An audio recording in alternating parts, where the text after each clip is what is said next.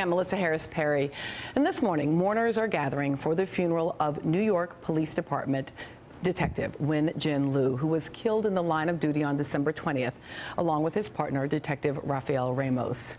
Liu and Ramos were shot to death as they sat in their cruiser in a Brooklyn neighborhood, targeted solely because they were police officers. Liu was 32 years old, a Chinese-American immigrant and a newlywed. He and his wife were married just 3 months before he was killed. Liu joined the NYPD 7 years ago after serving for years as an auxiliary police officer. According to the Daily News, Liu's father said his son had dedicated himself to becoming an officer right after the 9/11 terrorist attacks, which took the lives of 23 members of the NYPD. Detective Liu will be laid to rest today. Now, all funerals are emotional, but police funerals are especially so. The sea of officers in dress uniform standing there in their own vulnerability, expressing solidarity with someone most of them have never even met. It can be raw and deeply sad. Of course, we know that this particular police funeral is happening in the context of an ongoing national conversation and, frankly, a critique about the practices of local police forces throughout the country, including the NYPD. And as part of that conversation, I thought it might be worth talking about the history of policing in America, because it didn't always look like it does today. In the early days of American cities, law and order was kept by part-time constables and night watchmen. New York had 4 night watchmen in 1698 who were paid to patrol the streets, look out for fires, and arrest those caught committing crimes. By 1834, New York had hundreds of watchmen patrolling the streets at night. But they were no well-disciplined force.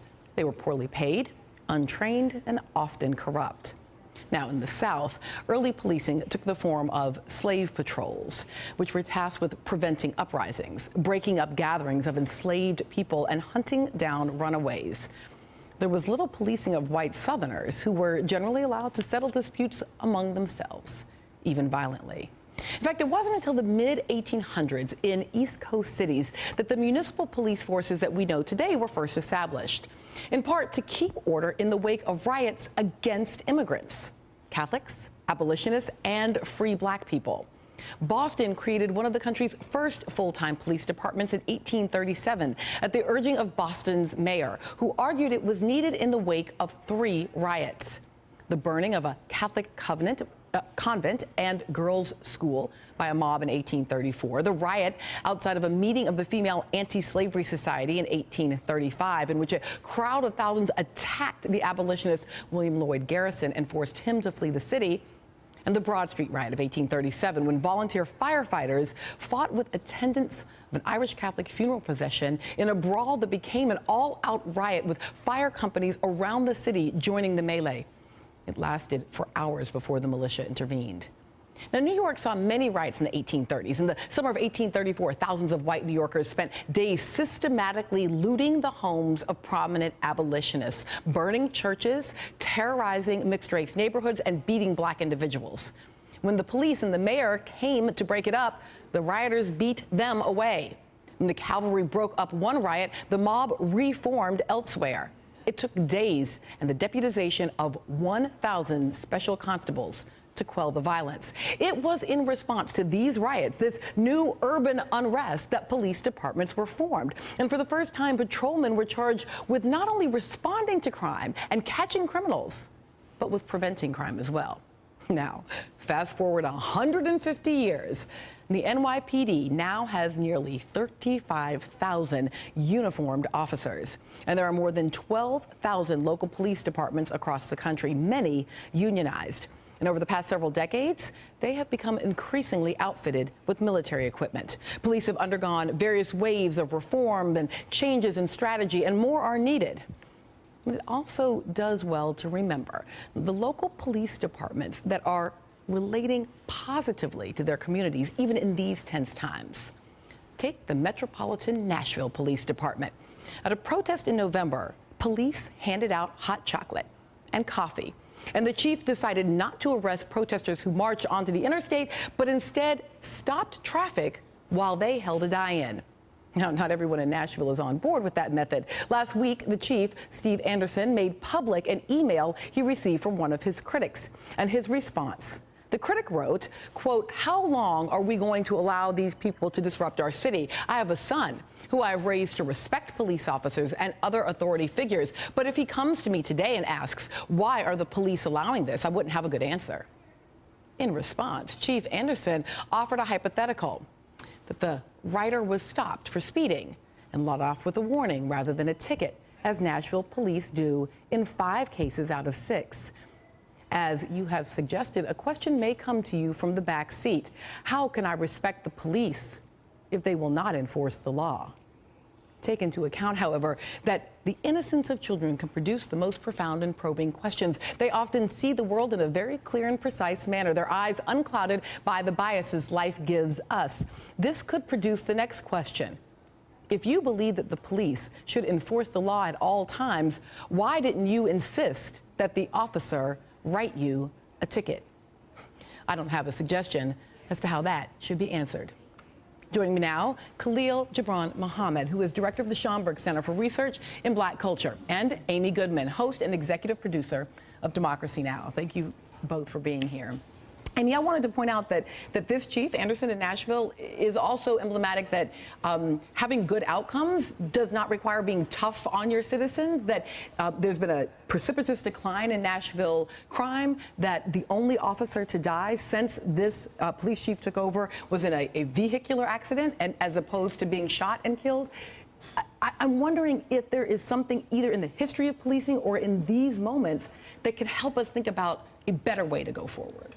Well, I mean, I think he presents a wonderful example of what it means to be a peace officer, because that's what police officers are supposed to be. And if you want to maintain the peace, first and foremost, you need good community police relations, where people understand each other, where people in the community are not afraid to turn to the police if there's a problem, because so often that could lead to something terrible.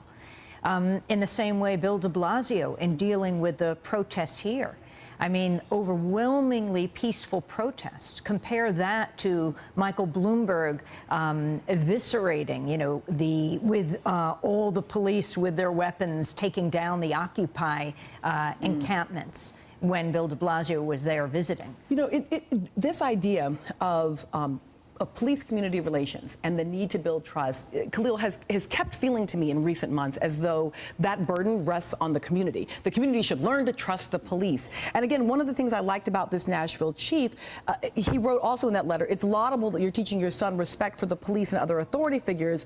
However, a better lesson might be that it is the government the police serve that should be respected. The police are merely a representative of a government formed by the people, for all people. Being respectful of the government would mean being respectful of all persons, no matter what their view. But this idea of connecting the state and of suggesting that respect must be earned as opposed to simply given because of authority. I think that's exactly right. First of all, Chief Anderson, like the mayor of Minneapolis, are to be applauded as representatives. And there are others out there. So we want to hold up people who are not only practicing what they preach, but also willing to do something on a bigger scale than just their local community. Here's a man who is comfortable saying, I have something that can be shared with the nation.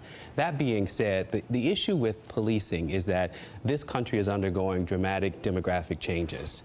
And what we keep missing in this conversation about the police is that they are changing too. Yes, yes. And somehow the disconnect between who the communities that are served by policing and the officers themselves, there's a complete short-circuiting. Patrick Lynch of the PBA, for example, stands in as a kind of century-old representation of Irish-American authority in the body of working-class men who rise through civil service ranks in the form of policing. And yet somehow that relationship to African Americans, to Asian Americans, to Latino Americans, the very communities that are supposed to be served and protected, are not represented by that leadership. And that, to me, is what Mr. Anderson is getting at. He is saying to the citizens of Nashville that we serve these communities as representatives of government. I am not here as an old white American representative of traditions of the 19th century, and we are gatekeepers of power and privilege that keep aliens at the gate and barbarians at the gate who don't belong here. That is the model of government and policing in practice that is not taking place right here in this city. And it goes way back. I mean, go to that 1992 police riot. at City Hall, where 10,000 police officers protested. A number of them rioted. Yeah. They called Mayor Dinkins a washroom attendant. They said his color is yellow-bellied. Now, sometimes, I mean, it also happened under Bloomberg and the Giuliani administrations. It's about police union contracts. Right. But in the case of Mayor Dinkins, he wanted to support a civilian complaint review board. Yeah. This doesn't endanger police. It protects them. Yep. Good cops care about good policing. And it ought to be consistent. The notion of being watched while you are doing your job ought to be consistent with being a peace officer. We are going to talk much more about the police, including that 1992 question, as we move forward. But before we get there, I want you to stay right with us, because mourners are currently gathering for the funeral of slain New York Police Department Detective Wen-Jin Liu. We're going to continue to bring you updates from the event. But after the break, the challenge of an interracial movement for racial justice. The moment when New York